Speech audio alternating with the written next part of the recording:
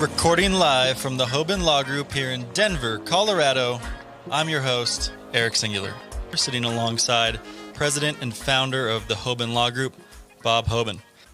We're checking in with the CEO of 101 CBD, Justin Benton. Justin, good evening. How are you doing out there? Doing wonderful out here in sunny California. How are you guys doing out there at the Rocky Mountain High?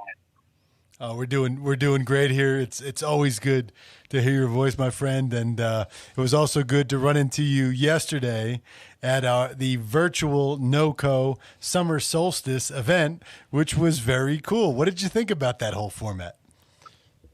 I've been blown away with Morris and Lindsay's work out there.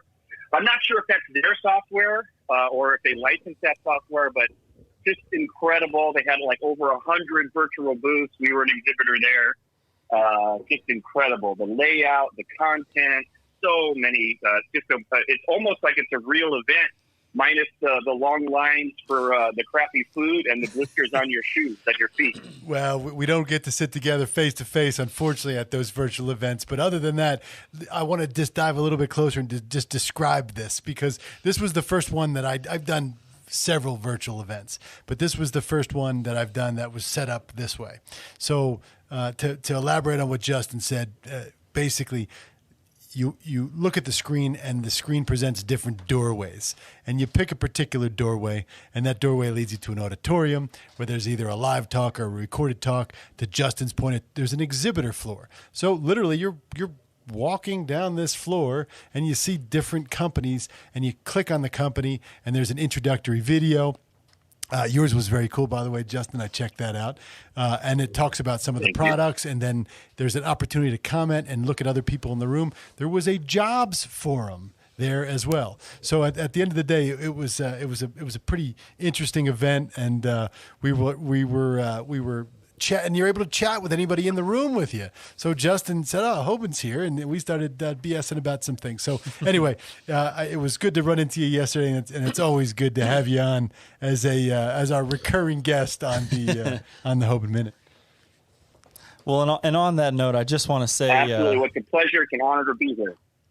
You know, Justin, you were the third episode that we ever recorded on the Hoban Minute. Man, it seems like a long time ago. It was only a couple months ago, but it was really right when everything started to shut down. It was we were right on the verge of feeling the effects of this. And the episode, of course, was about how small cannabusiness owners and operators could weather this storm. And it's been the most listened to episode of this whole podcast. So, Justin, it's always a pleasure to check in with you. You know, you're doing the work and dealing with the issues that a lot of people that listen to this show are thinking about.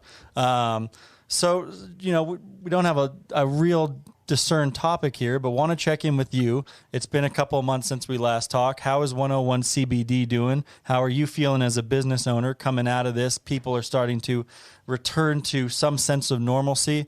How are you feeling about all of it? Well, we're thriving. We're blessed and grateful to be a part of the solution. You know, it's gone from illegal and a legal smile with John Prine to essential as it's been, you know, with the governor and you know, really has been the time for the spotlight on the plant. And so, just been, you know, we were able to open up a new store. You know, that here on the beach out here on 1121 South Seaward, literally on the beach. Next time we hop on the Hoban Minute Live, we look forward to doing some videos so you guys can see and come visit and check all that out. But we've been doing great. You know, other cannabis companies that we've come across and CBD companies have been doing really well. Our customers have been so thrilled that we've been open, offering them, you know, various products. You know, there's a chill product that people are using for anxiety and sleep. And boy, we all seem to have a little bit more anxiety these days. And it's just been, you know, it's been a really interesting time. I think we've all kind of gone through some ups and downs of waves of emotions, and you know, the famous word everyone's using is pivoting, and you know, a lot of us are trying to really listen to our customers. My advice as a you know, business owner to other small business owners would be to reach out to your clients and just reach out and say hello. Don't try and sell them anything. Don't try and, give them a bottom basement price, but just reach out and connect and say, is there anything I can do to help? And it doesn't have to be anything related with your product or your service, but just know that we're here for you. If there's anything I can do or connect you with anybody, to make that genuine connection. Because when we do get back to kind of full stride, and I really think that this economy is going to bounce back based on what we've seen from a couple other fundamentals out there. But just, people are going to remember when the chips were down, that you gave them a call, that you cared enough to try and help any way you can. And we're going to get through this. And like I said, I think on the first time I was here, we're going to get through this bigger and better than ever, and we're going to get through it together. And just like we saw on that on the virtual thing with NOCO Summer Solstice, there were so many people already collaborating, and the fiber movement, which I'd love to talk about, is alive and well. And it's just incredible how quickly this plant has been, brought to the forefront, and all of its capabilities with the textiles and the plastics and the batteries and everything. It's really happening, and I think it's happening faster than even you expected, Bob, and you knew it was coming. Well, yeah, I wish I could predict the future. It's like having that book of the sports almanac from Back to the Future, that Biff Back stole. to the Future. Yep. But let me put that into real time. That same concept, being from the future or seeing things happen before it happens in other places. The last 2 days have been, as you mentioned, as we talked about, the NOCO Summer Solstice event, talking about, you mentioned fiber, other uses of the plant beyond CBD. People are very excited about that. It's a necessary next step. At the same time, the last 2 days, I've been participating likewise in a virtual event for the European Industrial Hemp Association, known as AHA. AHA is a long-standing organization with a lot of influence across Europe.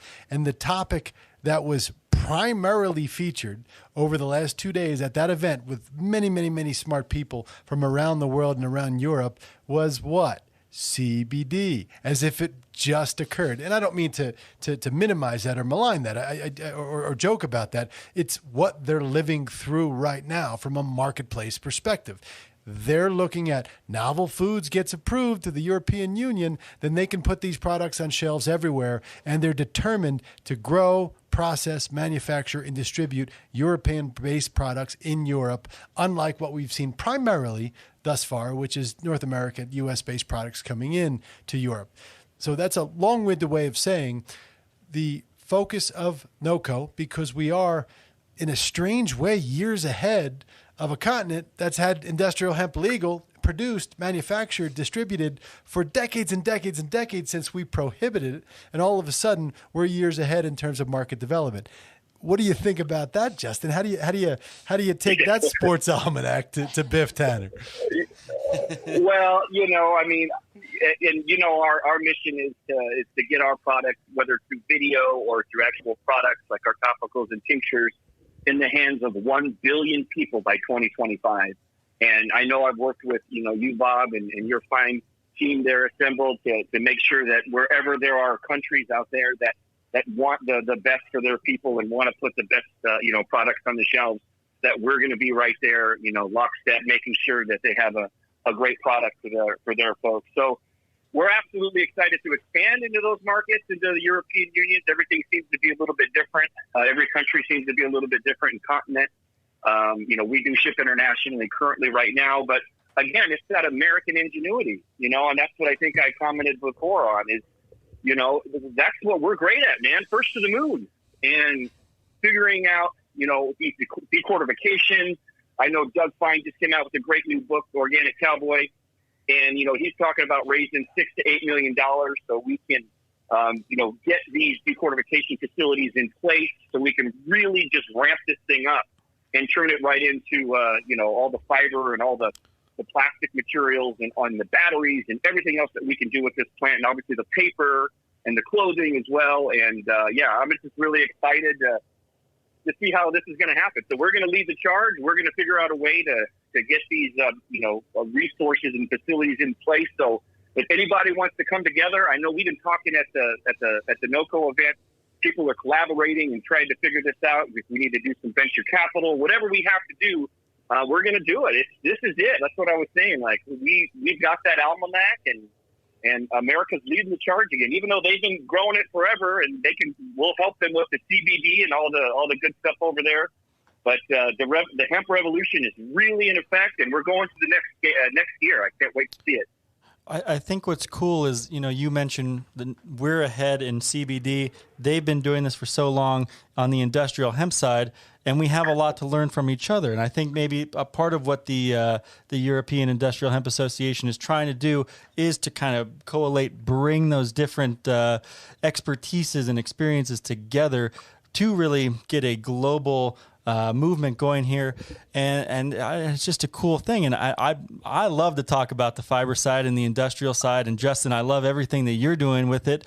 And maybe we can tie this into a conversation I know you had talked about a little bit, which is these R&D tax credits, which we need to incentivize people here in the U.S. to start exploring these industrial uses of the hemp plant. Fiber ain't going to separate itself. Yeah, as you said, the decortication facility, millions and millions of dollars that go into that. And then aside from just building that facility, you're probably not going to see a lot of revenue right away. So you have to really have a buffer, if you will, to get that thing running, dial in your genetics, dial in how you want to run it, what you're going to create that standardization. But talk a little bit, if you would, Justin, if you want to, about carbon credits, R&D tax credits. What are those incentives out there for people in this country to jump on that bandwagon and start making things happen, man? There's some incredible tax credits, and I'm sure we'll put some links in the notes to go read some articles on it. I've seen some more articles lately. Essentially, you just need to demonstrate that you're doing some things, whether it's creating specific genetics or something that's going to replace, an older technology. There's a lot of gray area in there. So, and I would again, defer to Bob to maybe point into. I'm sure he knows some really good people that could help out with. A really good accountant to make sure that we're good with that as well.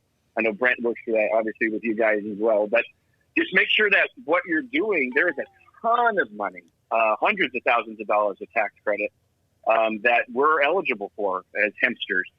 And make sure that you're working with a professional and accountant that can make sure that you're dotting I's and crossing T's.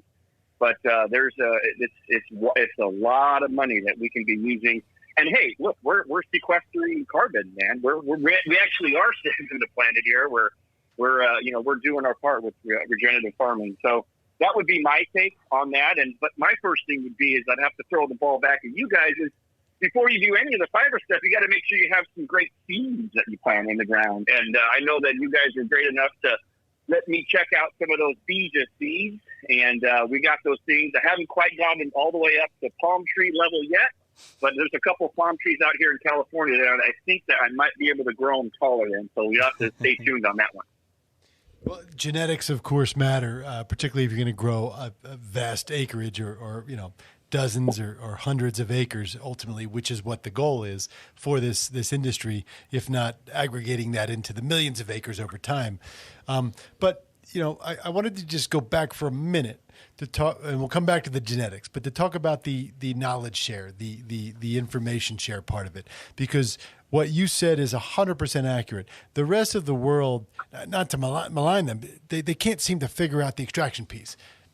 They will, like anybody will, but we've done it. Folks like yourself have done it. There's knowledge to share there. There's knowledge to share as it relates to the Europeans had indicated that they were a bit taken back that Americans just started growing out and growing hemp and didn't say, hey, Europeans, why don't you come help us grow hemp? You guys have been doing this since we prohibited the plant and then some. And now we're in this stage where it becomes about fiber and it becomes about things beyond CBD. And of course, we have to go out and share knowledge on those things too. Where do we get that kind of experience? Where do we get this kind of assistance? Because it seems like everyone tries to reinvent the wheel with everything having to do with cannabis, especially industrial hemp. But haven't these things already been done? Absolutely. And I think that we have to be, obviously more inclusive, and we have to be more collaborative. And especially in this, kind of bizarre little economic, blip on the radar, we all need to make sure that we're first doing everything we can to make sure we get this plant to where it can go. And I like to call it the green buffalo, because you can use every part of the plant, and it has so many things that it provides for us. So, going to these events like what you went to, the European event, and there's the NOCO events here and others, and you really do get that sense of community. And so we have that opportunity to share information. There was great videos. There's great, we have to make that transition to this virtual world where this is the world we live in right now. So let's embrace it, and let's make those connections and figure out, let's not try and, beat each other up on the airline price wars right now. And all that. Right now, let's make sure that we work together, we collaborate, we share, things. Like I said, that book that was written by Doug Fine called The American Hemp Farmer has a lot of great information in there. If you're just getting starting out on farming and you have some questions about, if you have any questions about, farming or extracting or tolling or any of those kinds of things, he really does a great job of going through many of those different, avenues and channels that we all go through as hemp farmers and as marketers and things like that. So again, I just think it's collaboration of information. There's people out there that are here for the right reasons, that really care, that really want to see this plant, raising, raising tides, raise all ships, I believe, something along those lines. And there's so many people out there in this industry that are just like that. So, reach out to Bob, reach out to Eric, reach out to me. And if we can't answer the question or collaborate, we'll find somebody that can. If there's no sense in wasting time and energy and reinventing the wheel, and I work with California HIA here and, working with Larry down at Hemp Traders. He's a great guy, been doing this forever. And if I can help out a farmer connect with an extractor, or if I can help out this guy with that, let's just all pull together. This is our time to shine, and I look forward to helping out any way I can, and I'm sure you do, Bob and Eric, as well. Oh, Justin, you are undoubtedly one of those people, and I do think you're right. I think that if you reached out to one of the three of us, we could, if we didn't have the answer, we could link you up with someone who probably has a pretty good answer. It's like the 7 degrees of Kevin Bacon. There's no way we couldn't solve a problem. Exactly. Guys, we have two kind of fun things to get to before we wrap this episode up. One of them is talking about getting lost in the virtual world. There's no live shows right now. That still is one of the things with the event world that hasn't really come back. But Justin, you sent over a playlist, a chronological playlist of 346 hours of live Grateful Dead shows.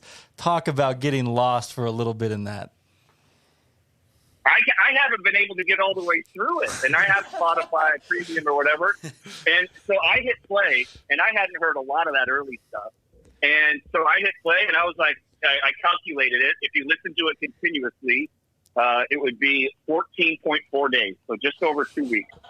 And so I hit play, and I'm about a fourth of the way through, and I've gone down that rabbit hole. And I know, Bob, you're, the deadheads right up there with Bill Walton. I just had a funny story to share with me. So with the Grateful Dead, I was driving my bitchin' Camaro.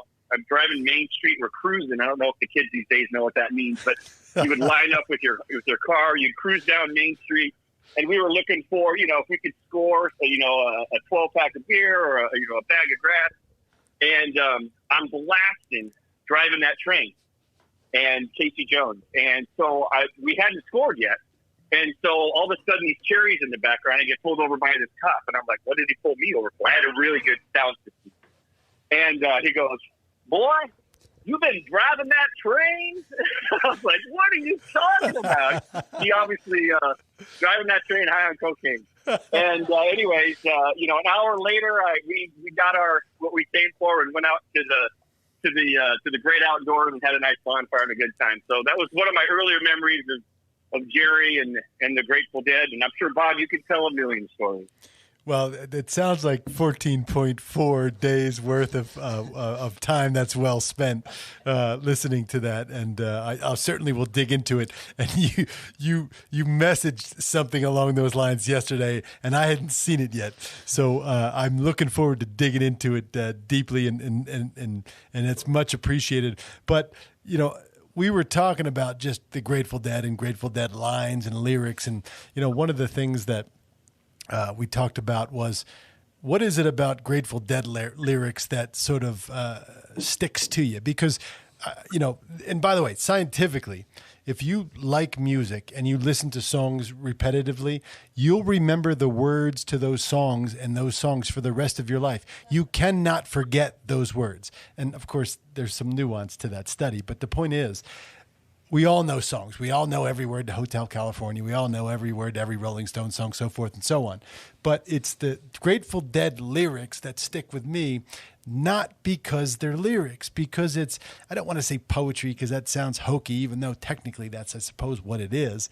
But it's sage, it's wisdom, it's something that drives the way you live your life and you can always turn to. And it's so appropriate.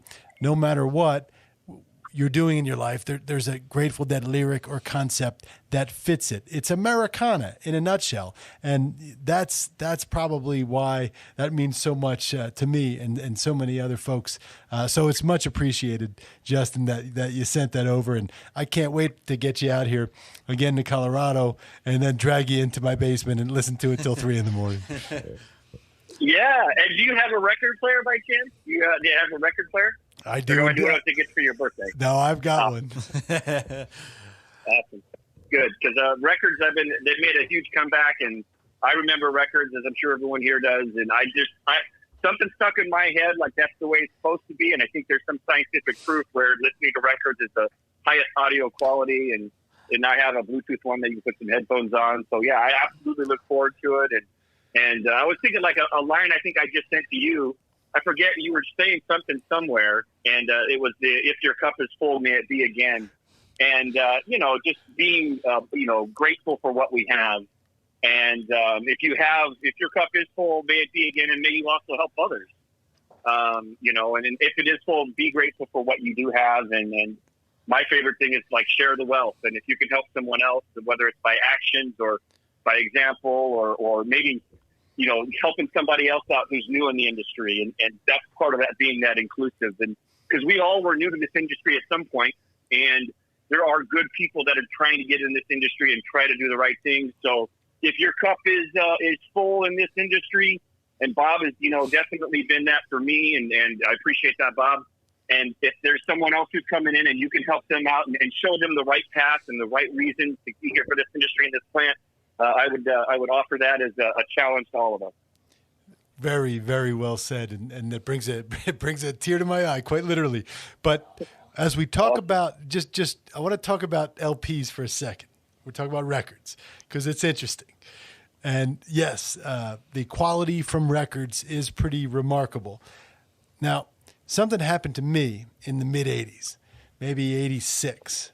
My uncle, my mom's brother, got a CD player. He started to go on, if any of us old guys remember, something called Columbia House, where you paid like 5 cents and you can get 20 CDs because you became a member of a club, so forth and so on. It was probably a scam, but those were the days. He started buying CDs. So he gave my mother, who was also an avid LP record collector, all of his albums. So here I am, 10, 11, 12 years old, with a record player. And the record players, you talk about what you can do with an MP3 player or digital downloads now, or even CD players back in the day when you could put 6 CDs in a particular thing and it would play randomly. But you could line up 10 albums. You could stack them on this needle above the record player. And it would play one side of the record, and then it would drop the next one, and it would play that. And it would drop the next one. It wasn't quite 14.4 days worth of music, but it was some time. And every single night when I went to sleep, I listened to those albums into the night. And it was Led Zeppelin, and it was The Who, and it was Carlos Santana, and it was The Grateful Dead, so forth and so on. And that really is what got me into liking, as my children would say, old people music. But it is the classics, and it's classic rock and roll, and it's certainly something that we should respect and appreciate. Well, and this is a wild thing to think about, but I remember listening to an original LP of American Beauty just a couple years ago. And, you know, those LPs, they have that crackle. It's almost like sitting at a campfire, if you will. And I was just looking up when that album came out. I mean, that record is 50 years old. So and it's still, you still put it on there, and it has that flavor of those little scratches and little added bonus, if you will. It's just a wild thing. We'll see if CDs make it, into the 50, 60 year range. Who could say for sure? Now, Justin, we have a video for Bob. I'll let you kind of do the intro here. This is a Hoban Minute first, just so everybody knows. So we'll see how it goes. But Justin, give us a little background on this video. Well, I think the basically is when I first got to know Bob real well, it was very apparent to me that Bob was a Philly guy. And so, as most Philly guys are, they're obviously, they've got the attitude, and they've got the bravado, and they've got the wit, and they love their sports team. And so Bob let me know that he was a big-time Eagles fan, and him and his son had become big Eagles fans and had traveled and seen some great games.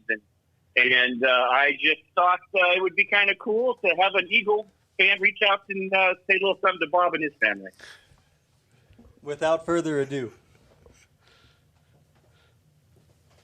Hello, Hoban family. How are you doing? Seth, Joyner here.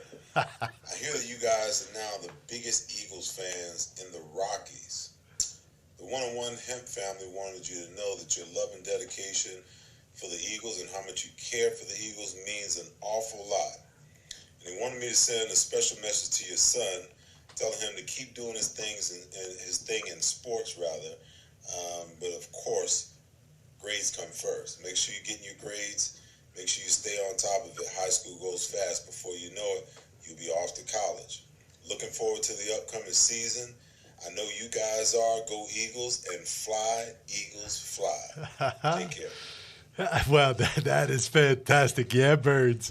How about that? Seth Joyner, by the way, great linebacker on those 80s Eagles teams into the early 90s with Clyde Simmons on defensive end and Jerome Brown as a defensive tackle. Those were some fantastic Eagles teams. That brings back a lot of memories. And I think Mike Golick was even in there somewhere. But Andre Waters in the secondary. There were Isaiah Jenkins. They used to call him burnt toast because you just, if you were the opposing quarterback, you always threw towards Isaiah Jenkins. So anyway, Justin, thank you. That is awesome. Seth Joyner is the man.